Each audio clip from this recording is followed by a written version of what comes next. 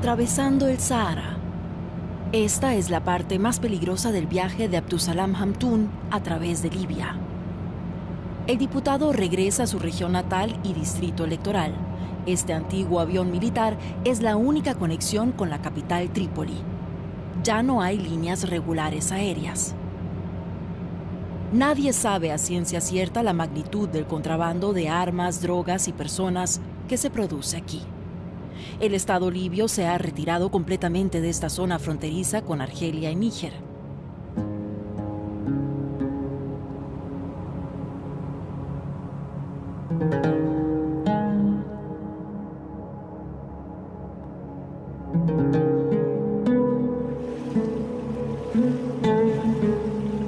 Se dice que los Tuareg siempre van allá donde hay agua. Abdulsalam vive desde hace 15 años en la ciudad alemana de Múnich.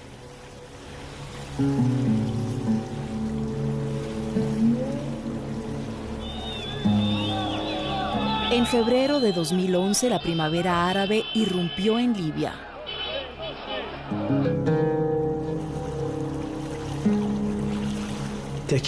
A veces es como si mi cuerpo estuviera acá, pero mis pensamientos y mis sentimientos en Libia.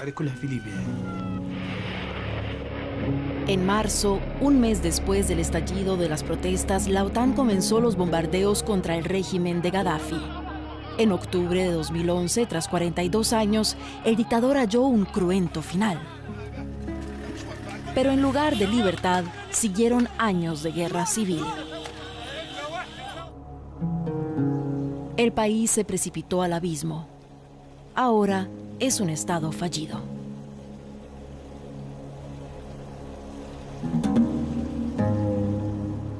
Abdusalam tiene por misión reinventar Libia.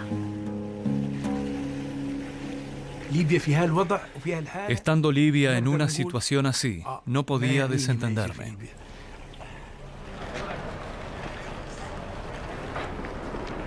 Desde 2014, Abdusalam vive entre Alemania y Libia. Este politólogo es uno de los 60 representantes nacionales que tienen por cometido redactar una constitución para Libia. El pueblo libio los eligió para ello durante una breve fase de esperanza en 2014. Luego de 4 años, el proyecto podría fracasar. El comité constituyente está dividido en los mismos bandos que luchan en la guerra civil. ¿Puede haber un renacimiento democrático en un país que se rompe por momentos? Abdusalam no quiere perder la esperanza. Benghazi, la ciudad portuaria en el este de Libia. El aeropuerto destruido en los combates contra Estado Islámico reanudó su actividad apenas 2 meses antes de este viaje. Como siempre que Abdusalam llega a Libia, el chofer Khaled lo recoge del aeropuerto.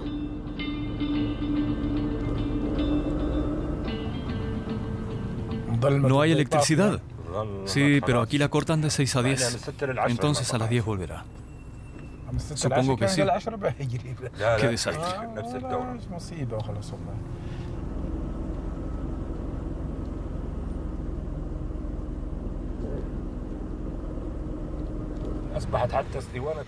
También escasea el gas.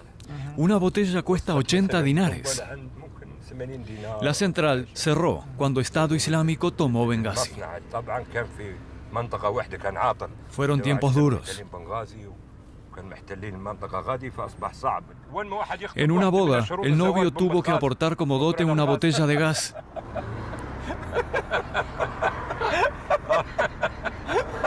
Imagínate, gas en lugar de oro.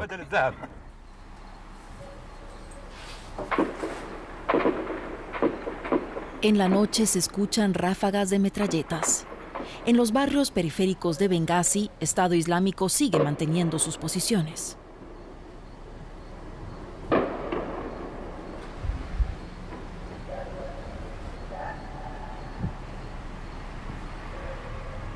Libia está dividida políticamente. En la capital, Trípoli, en el oeste, tiene su sede el llamado Gobierno de Unidad Nacional, bajo el presidente Fayez al-Sarraj, reconocido por la ONU. Pero el poder real lo ostentan las milicias, las alianzas tribales, los islamistas. Acá en Bengasi, en el este del país, manda Khalifa Haftar, antiguo favorito de Gaddafi. Este general disidente se erigió en el libertador de Bengasi tras derrotar a Estado Islámico.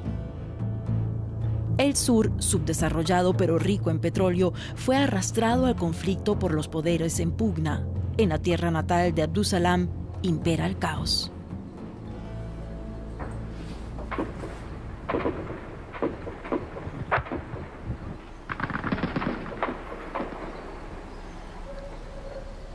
Abdusalam dejó su hogar en 1984 para estudiar tras perder en un accidente de tránsito una pierna.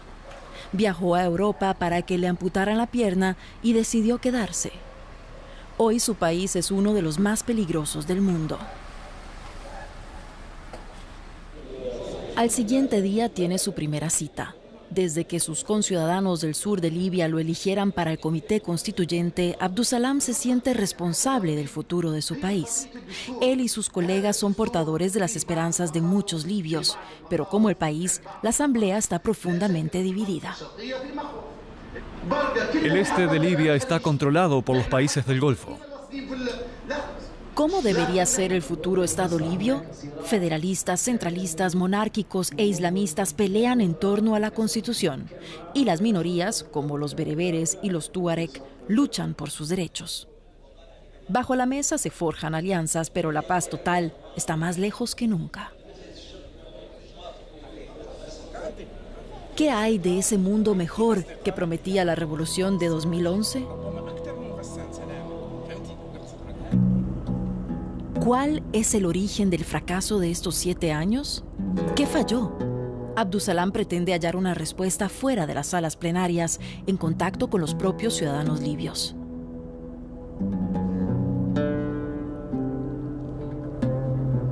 Acá en Bengasi comenzaron las protestas el 17 de febrero de 2011. Nos lo habíamos imaginado de otra forma. ¿Acaso hicimos la revolución para que la gente muriera? ¿Para destruir ciudades?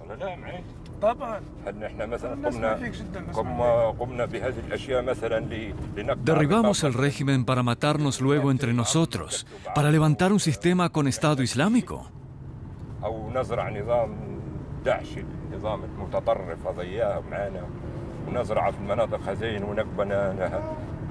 ¿Es este el resultado de la revolución? Queríamos mostrar coraje, no dividir nuestro país. Ahora estamos en guerra unos contra otros.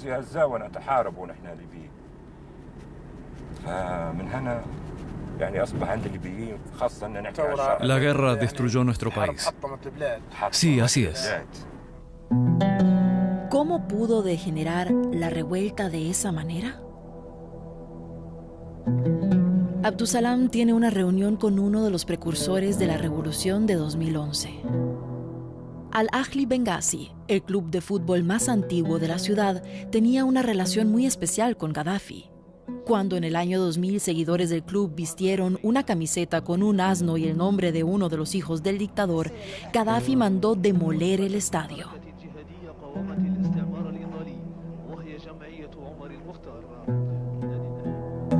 Los fans del Al-Ahli sufrieron una persecución brutal. Abdusalam se reúne con Abdellatif, un vendedor de camisetas. No podíamos hablar libremente. Teníamos que escondernos, mudarnos de lugar en lugar. Fueron 3 meses de terror. No podíamos llevar ninguna prenda roja.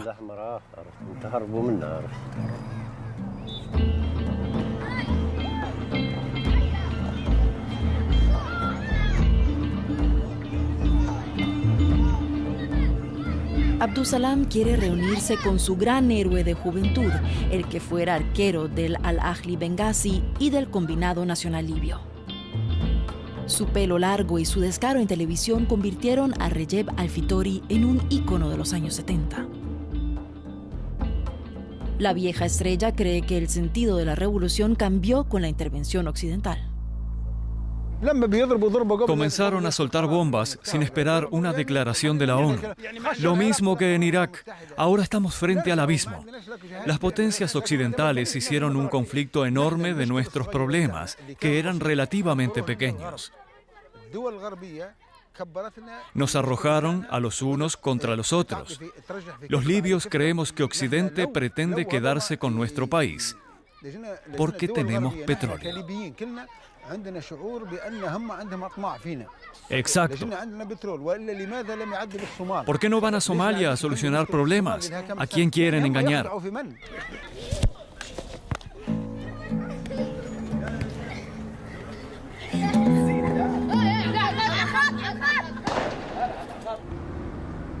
La revolución robada. Así llaman en Libia la intervención de la OTAN. Las bombas de las potencias occidentales arrebataron la sublevación al pueblo libio. Las masacres de manifestantes que el Consejo de Seguridad de la ONU esgrimió para legitimar los ataques contra Gaddafi todavía no han sido corroborados. Se aludía a la responsabilidad de proteger a los civiles del dictador.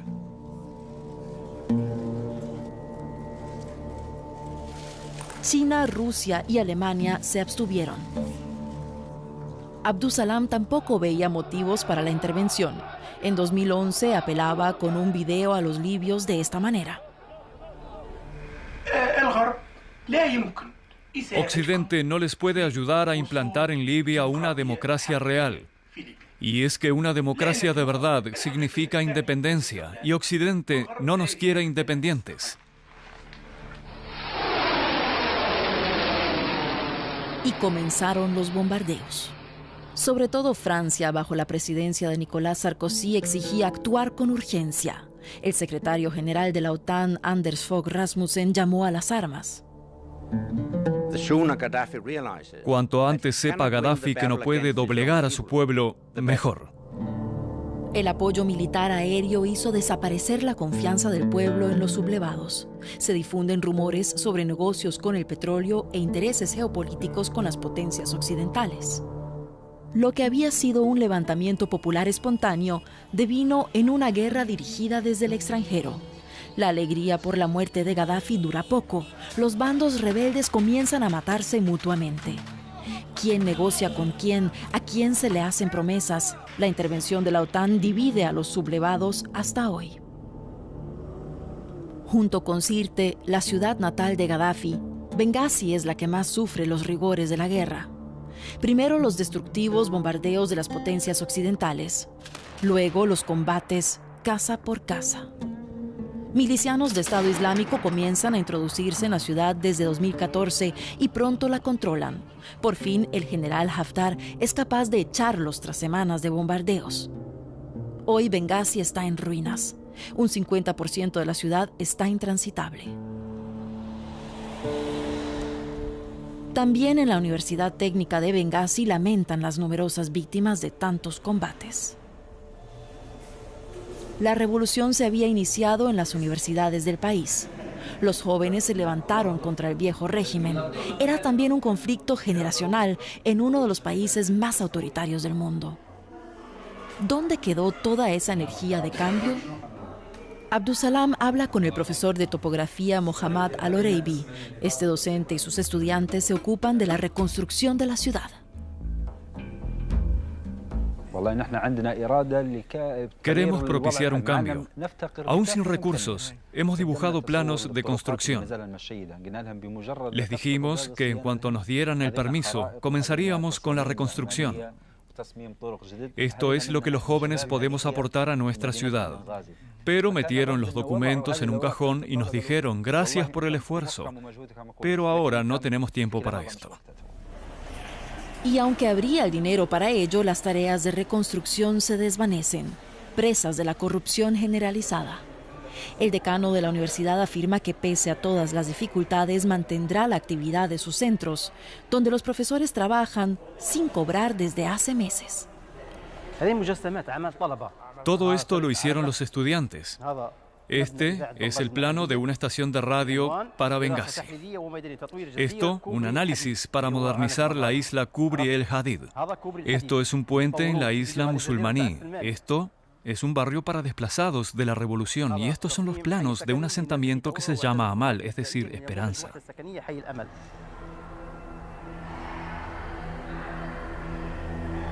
Abdusalam también estudió en Bengasi. En 1984, en sus años de estudio, Gaddafi ordenó ejecutar a estudiantes críticos con el régimen en el mismo campus. Abdusalam quedó conmocionado por aquella brutalidad. Así comenzó su compromiso político por una Libia sin violencia. Abdusalam se entera casualmente de una conferencia en la que se hablará de la situación actual de la Constitución. Acá en Bengasi quieren un Estado federal. Los políticos locales se sienten engañados por la antigua élite centralista de Trípoli. Los libios del este quieren aislarnos, pero yo les digo no. Yo quiero redactar una constitución para todos los libios. El futuro del sur de Libia, el distrito de Abdusalam, se debate entre los dos bandos. Todos los presentes, señoras y señores, proceden del este de Libia. ¿Por qué no se invitó a nadie del sur? Yo estoy acá porque me enteré de casualidad. Nadie del sur, nadie del oeste, de Trípoli. Solo libios del este. Es como hablar con uno mismo. Y esto ha de beneficiar a todos los libios. Así no se podrá redactar ninguna constitución. Este es el resultado de la intervención de la OTAN. Ya no confiamos en poder solucionar nuestros propios problemas. He llegado a la conclusión de que la constitución tampoco podrá dar soluciones por sí sola. Libia necesita un cambio profundo. Mientras no haya unidad, no podrá haber constitución y no habrá Estado. Árabes contra minorías, islamistas contra laicos, el este contra el oeste. Libia amenaza con partirse en pedazos. ¿Cómo forjar la unidad? ¿Cómo lograr una identidad libia común? Abdusalam busca respuestas en Al-Jabal al-Akhdar, la húmeda región montañosa a 200 kilómetros al este de Bengasi. La historia de las culturas de Libia comienza mucho antes de la arabización del norte de África en el siglo VII. Aquí, cerca de la ciudad de Al-Baida, se hallan las ruinas de la antigua polis griega de Cirene, que llegó a competir en importancia con Atenas y Alejandría.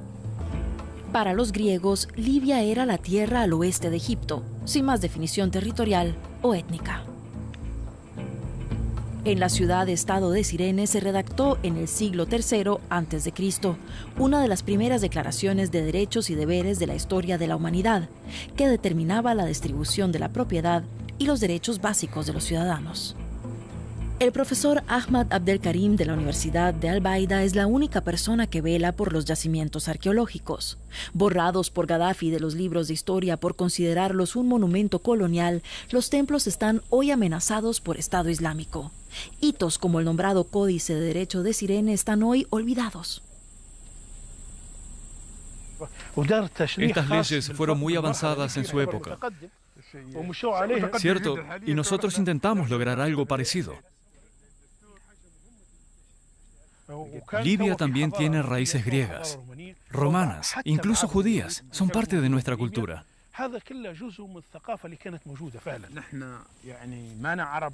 No somos exclusivamente árabes, bereberes o africanos. La cultura europea es tan mediterránea como lo somos nosotros. También esa historia vive en nosotros.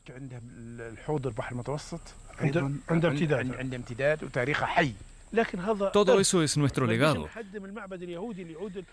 No se puede destruir un templo antiguo solo porque sea de origen judío, o una basílica porque sea romana, o por razones religiosas. Exacto. No se pueden destruir estatuas solo porque se crea que el Islam las prohíbe. No puede ser. Es una cuestión científica. Hay que verlo como parte de la historia de la cultura en su globalidad. Si se considerara la variedad como una riqueza, cada uno podría afirmarse en su propia cultura dentro de un Estado. Tenemos que darnos cuenta de lo importante que es nuestra herencia cultural. Libia no eligió sus fronteras. En todo el continente africano, las potencias coloniales trazaron con regla los límites, dividiendo regiones, etnias y culturas. Muchos de los conflictos actuales de Libia hunden sus raíces en su pasado colonial. ¿Cómo puede una población con esa historia sentirse como un pueblo común?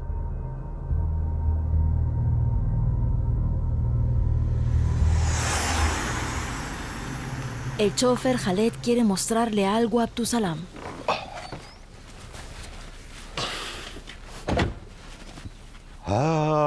Justo aquí predicó el mártir Omar el-Mukhtar. ¿Lo sabías?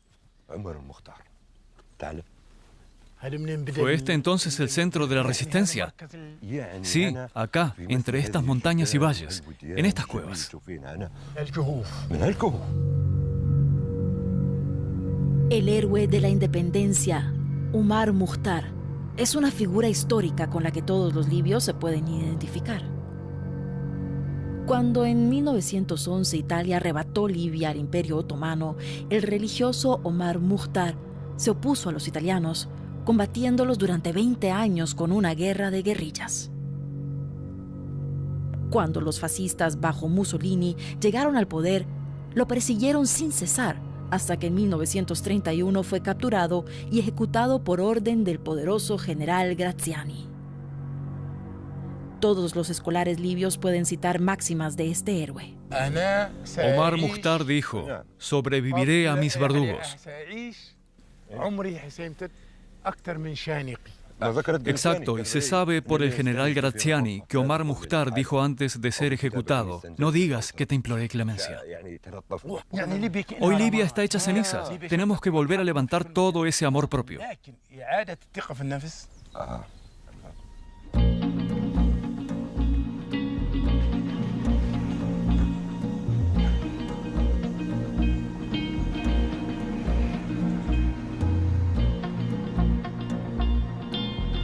Sede del Comité Constituyente en Al-Baida.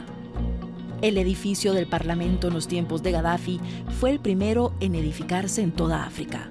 Abdusalam fue invitado a una conferencia sobre corrupción.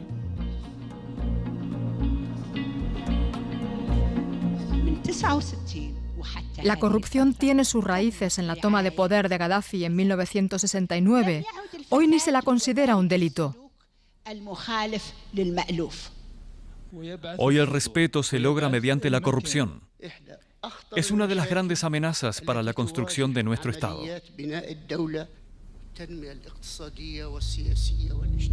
Hace un año y medio en esta sala se votó si Libia debía ser un Estado centralizado, es decir, dirigido desde Trípoli como en tiempos de Gaddafi. Los que estaban a favor, en su mayoría libios del oeste, ganaron la votación.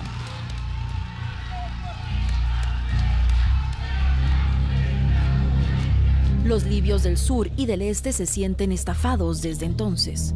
Al fin y al cabo, con la revolución se pretendía acabar con el viejo régimen. Es un retroceso, dicen.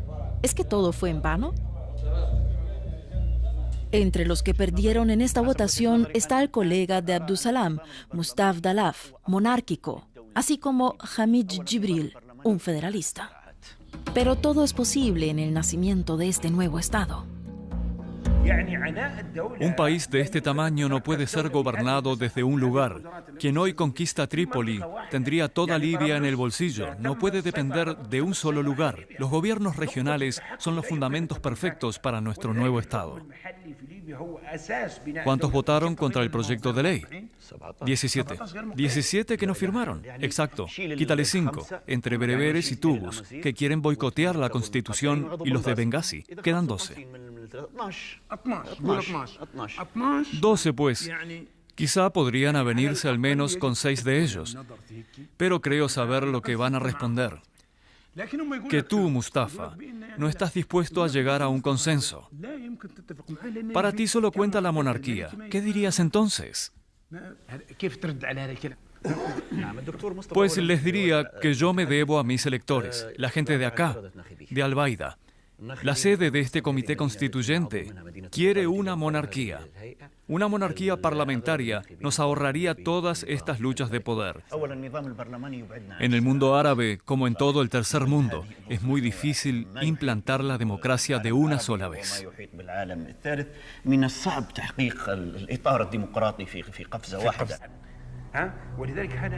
Muchos libios ven la monarquía como algo positivo.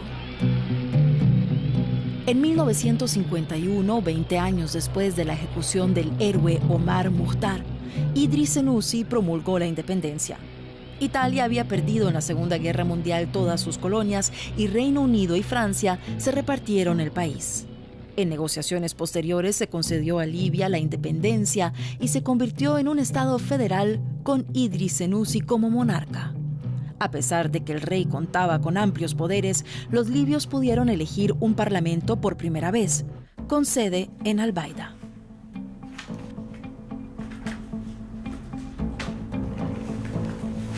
Es la tarde antes de partir al sur de Libia. Esta última etapa nos lleva al hogar de Abdusalam en la región de Fezzan. Es un viaje a una de las zonas en crisis más peligrosas del mundo. Solo aterrizan en ella aviones militares.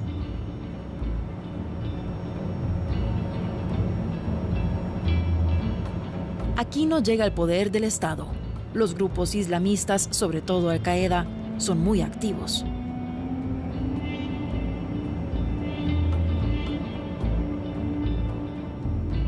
En torno a Ubari, la ciudad de Abdusalam, hay muchos y codiciados yacimientos de petróleo, pero los beneficios marchan en dirección norte. Y con la pobreza, crece la criminalidad. Los secuestros están a la orden del día. Pero aquí, en Ubari, entre sus electores y bajo la protección de su clan, Abdusalam no tiene nada que temer. Llega a casa en buen momento. Son días de fiesta. Todos los grupos étnicos y las tribus presentan sus tradiciones.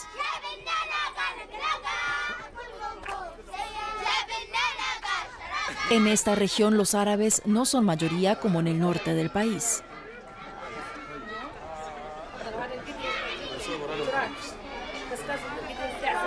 Al menos por unos días, la gente se olvida de la carestía y la inestabilidad para sentir el esplendor de los viejos tiempos. Este fue en su día un pujante enclave comercial en la ruta del Sahara. No solo llegaban mercancías, sino también la ciencia, la educación y la cultura. Abdusalam es muy respetado aquí. Allá donde va encuentra familiares y conocidos. Le preguntan sobre la situación de la Constitución y la guerra civil en el norte del país. Pero el sur tampoco escapa a la guerra, pese a la apariencia festiva.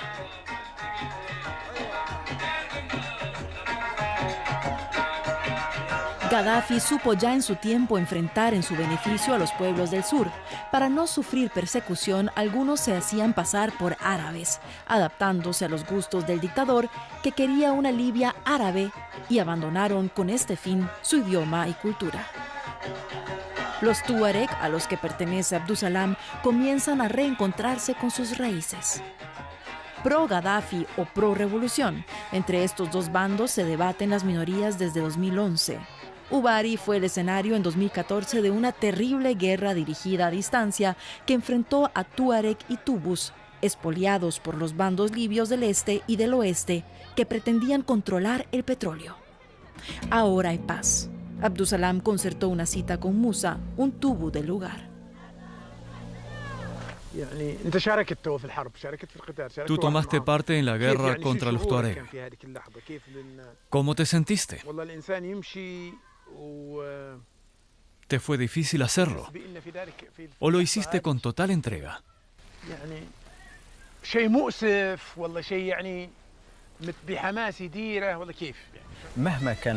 No importa cuántas victorias obtienes en la guerra, al final siempre pierdes. Incluso si ganas la guerra, al final acabas perdiendo. Los Tubu estamos arrepentidos. Ojalá no hubiese pasado nunca. Es la guerra. Y la guerra nos salió a todos muy cara. A nosotros y a nuestros hermanos, los Tuareg, 2 años es demasiado tiempo.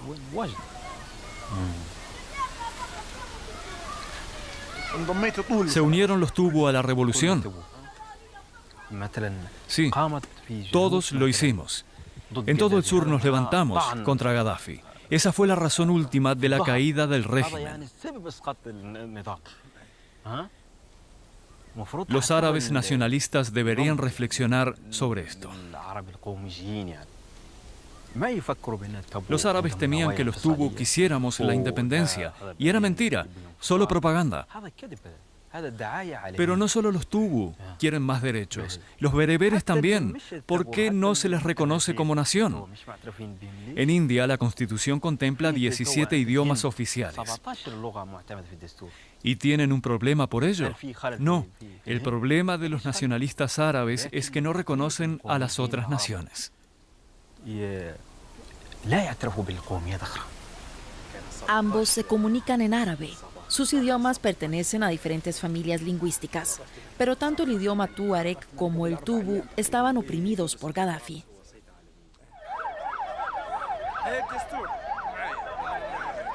En esta región, donde las culturas coexistieron pacíficamente durante siglos, ahora la generación de la guerra tiene que reaprender el respeto mutuo. Festividades como estas son un buen comienzo.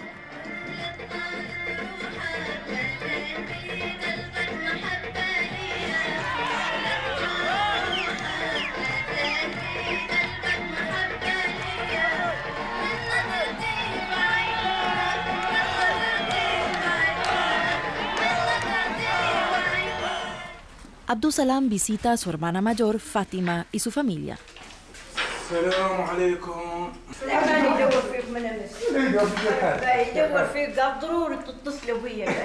Abdusalam tenía 23 años cuando decidió quedarse en Europa, por lo que su camino se separó del de sus hermanos.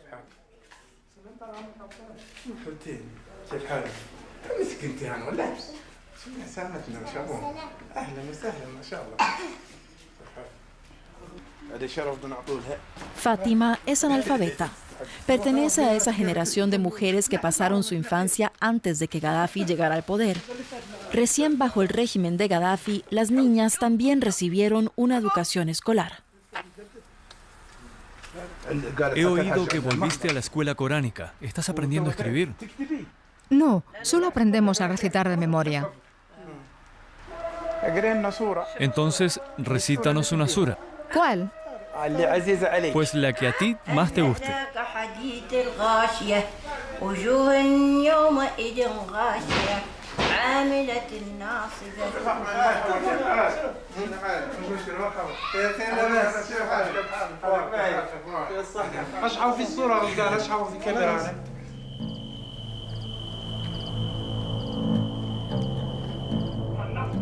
El petróleo es de todos los libios. Exigimos que el combustible tenga precios asequibles para todos.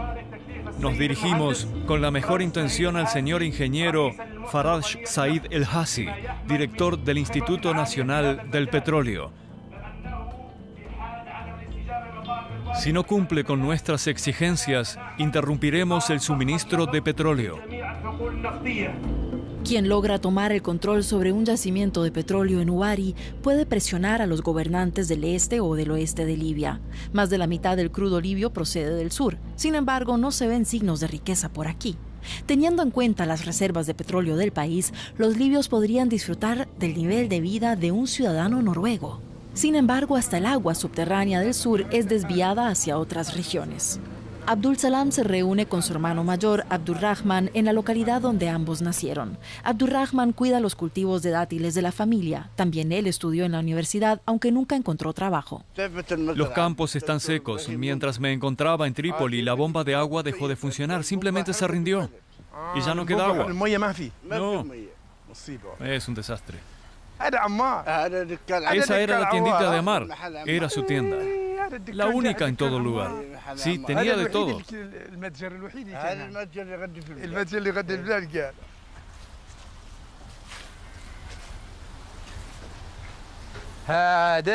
Aquí estaba nuestra casa. Cuidado con donde pisas. Increíble. Aquí fue donde yo nací. Aquí naciste tú, sobre este suelo. Aquí dormíamos todos y acá estaba la despensa, lo recuerdo, aquí estaba, ¿verdad? Exacto. Y la cocina estaba aquí. Abdul Salam tenía 8 años cuando el joven coronel Gaddafi derrocó en un golpe militar al rey Idris. Con las concesiones a Estados Unidos y Europa, el monarca se había granjeado el odio de su pueblo.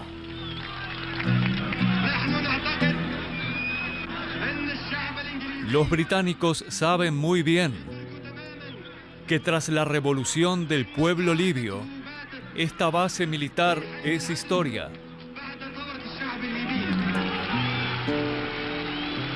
Gaddafi procedía de orígenes humildes. Al principio actuó movido por ideas anticolonialistas y socialistas. Pero a lo largo de las décadas su mandato adquirió un carácter cada vez más autocrático. Arbitrariedad, clientelismo y violencia brutal fueron las características de su régimen. A comienzo de los años 70, Gaddafi forzó a la gente de las zonas rurales a trasladarse de sus casas de adobe a modernos asentamientos. Muchos no querían abandonar sus hogares, pero no tuvieron opción. También la familia de Abdul Salam fue reasentada. Esta era la escuela coránica, la escuela de los sufíes. La recuerdo muy bien. Ahí se sentaba el viejo, nuestro padre. El viejo jeque. Allí se sentaba él. Todos los chicos del pueblo venían acá. Sí, también recuerdo a Abu Fátima. Sí, todos. ¿Cómo pasa el tiempo? Los días pasan como las nubes. Pero tú tienes buen aspecto, Abdurrahman. ¿Cierto? Me siento bien.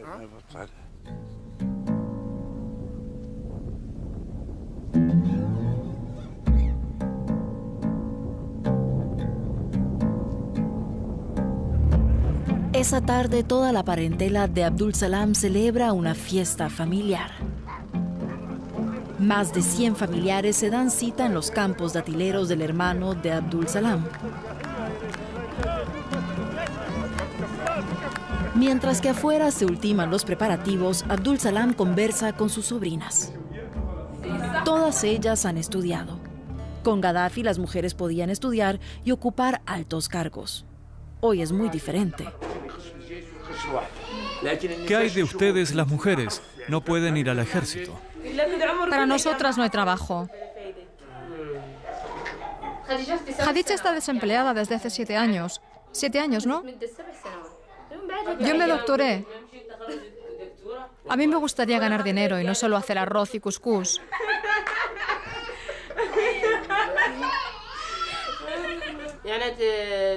Todos se van del sur, sobre todo los médicos.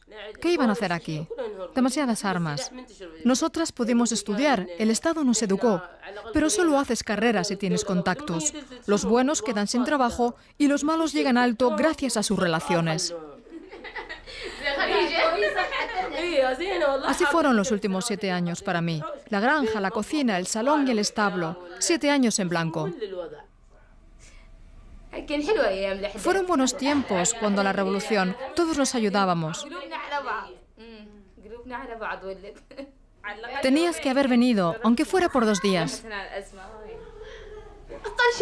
Los vecinos nos ayudábamos. Tome, aquí estos tomates. ¿Que no tiene pan? Tome, aquí tiene. Es lo menos que se espera entre vecinos. Y ahora ya no es así. Lamentablemente no. Ahora solo importa quién estuvo a favor de Gaddafi y quién en contra. Hasta los niños se pelean por eso. Los padres se lo enseñan a los hijos. Niño, no te quiero ver con ese. Era de la oposición. Vete mejor con los que son como nosotros. Por haber estado o no a favor de Gaddafi. Increíble. Todo eso en nuestro pueblo. Gaddafi o el sistema nuevo, ¿qué importancia tendrá eso? Con Gaddafi era igual que ahora. El sur estaba desatendido.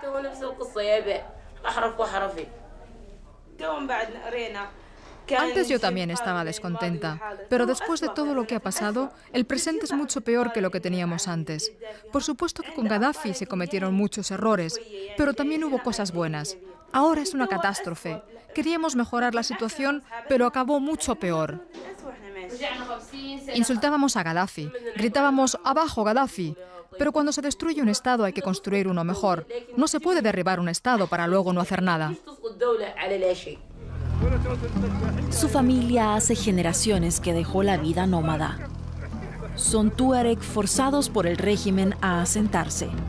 Pero en días como estos se siente el antiguo espíritu indómito.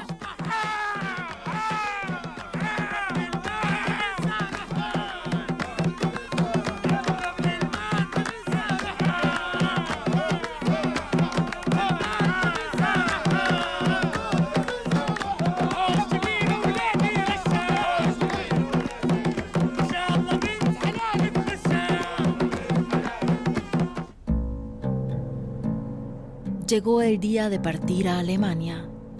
Como siempre que viene, Abdul Salam visitará las dunas de su infancia para recargar las fuerzas que necesita para los próximos meses y años. Su labor por la paz en su país es dura. En medio de este inabarcable mar de arena necesita un chofer experimentado. Para mí es como el salón de mi casa. Sé exactamente por dónde tengo que ir, dónde estoy y dónde tengo que cambiar de marcha. Lo reconozco por el color de la arena.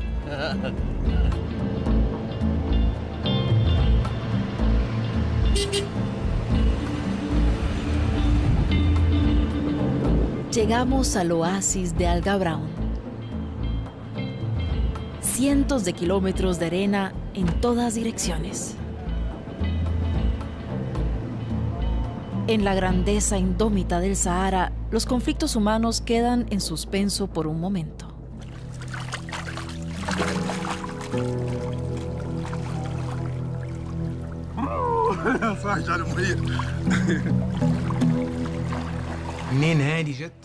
¿De dónde procede tanta barbarie, tantas muertes? ¿Cómo pueden ser los libios tan crueles unos con otros? A veces me digo que este país no tiene solución, pero mis sentimientos, mi corazón, ahogan esos pensamientos.